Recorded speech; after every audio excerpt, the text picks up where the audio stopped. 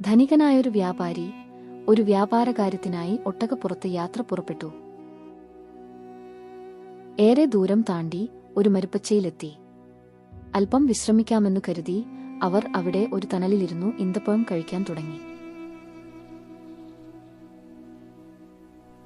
അതിന്റെ കുരു അയാൾ ദൂരേക്ക് എറിഞ്ഞുകൊണ്ടിരുന്നു.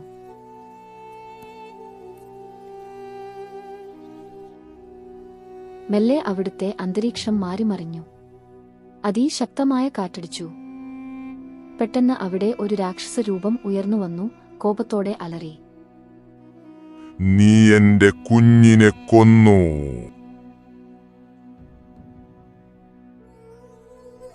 അല്ലാഹു ആണ് സത്യം, ഞാൻ ആരെയും കൊന്നിട്ടില്ല. ഈ കുരുകൊണ്ടാണ് എന്റെ കുഞ്ഞു മരിച്ചത്.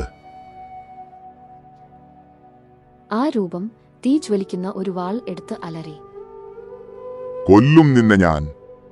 അരുതേ, ഒരു വർഷം എന്നെ കുടുംബത്തോടൊപ്പം ജീവിക്കാൻ അനുവദിക്കൂ, ഞാൻ മടങ്ങി വരാം. ഒരു വർഷം കഴിഞ്ഞു. നീ വന്നില്ലെങ്കിൽ നിന്നെ ഞാൻ വേട്ടയാടും.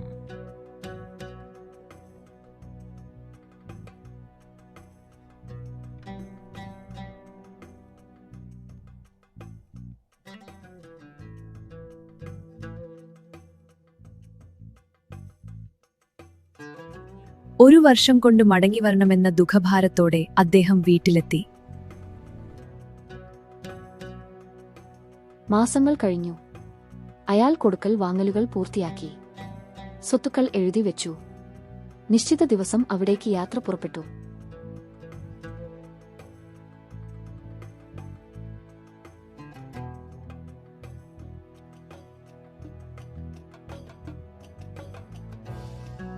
ജീവൻ പണയം വെച്ചും തന്റെ വാക്ക് പാലിക്കുന്നവനായിരുന്നു അദ്ദേഹം.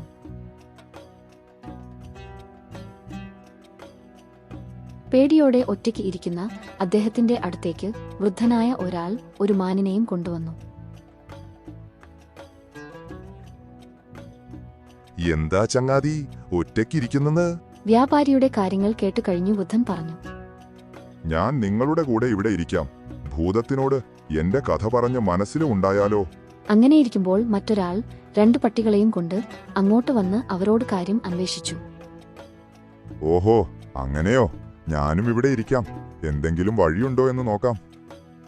അങ്ങനെയിരിക്കെ മറ്റൊരാൾ ഒരു കഴുതയും കൊണ്ടുവന്നു. അയാളും അവരുടെ കൂടെ അവിടെ ഇരുന്നു.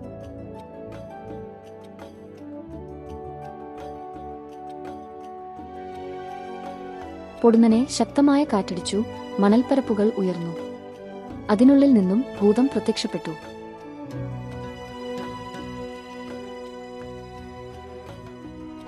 നീ വാക്ക് പാലിച്ചു. എന്റെ മോനെ നീ കൊന്നതുപോലെ നിന്നെ ഞാനും കൊല്ലട്ടെ. അങ്ങുന്നേ, എന്റെ കഥ കേൾക്കണം.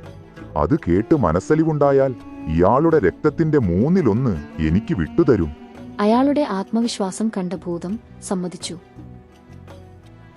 ഞാൻ ദമാസ്കസിലെ പേര് കേട്ട വ്യാപാരിയായിരുന്നു. എന്റെ മുറപ്പെണ്ണിനെ വിവാഹം ചെയ്തു വർഷങ്ങൾ കഴിഞ്ഞും ഞങ്ങൾക്ക് കുഞ്ഞുങ്ങളായില്ല. ഞാൻ മാനസികമായി വിഷമത്തിലായി.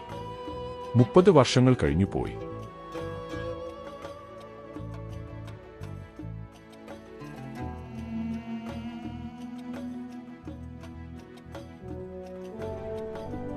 വർഷങ്ങൾക്കനുസരിച്ച് ഞങ്ങൾക്കും പ്രായമായി വന്നു.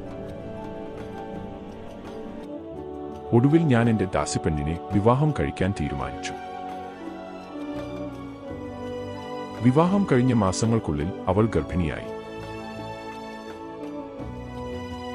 നല്ലൊരു ആൺകുഞ്ഞിനെ പ്രസവിച്ചു തന്നു. അങ്ങനെ 18 വർഷങ്ങൾ കടന്നുപോയി. ഒരു വ്യാപാര കാര്യത്തിനായി എനിക്ക് നാടുവിടേണ്ടി വന്നു. എന്റെ ആദ്യ ഭാര്യ ദുർമന്ത്രവാദം ചെയ്യുന്നവളാണെന്നും എനിക്ക് അറിയില്ലായിരുന്നു. അവൾ ഞാൻ ഇല്ലാത്ത തക്കം നോക്കി മന്ത്രവാദത്തിലൂടെ എന്റെ പാവം 2ാം ഭാര്യയെ പശുവാക്കിയും എന്റെ മകനെ കാളക്കുട്ടിയാക്കിയും തൊഴുത്തിൽ കൊണ്ടുപോയി കെട്ടിയിട്ടു.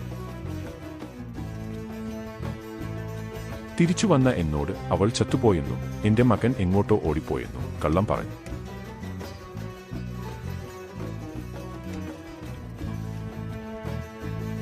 എന്റെ ഹൃദയം തകർന്നു.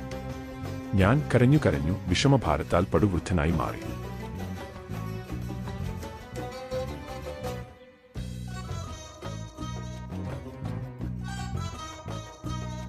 പ്രഭാത സൂര്യന്റെ വെളിച്ചം തെളിഞ്ഞു.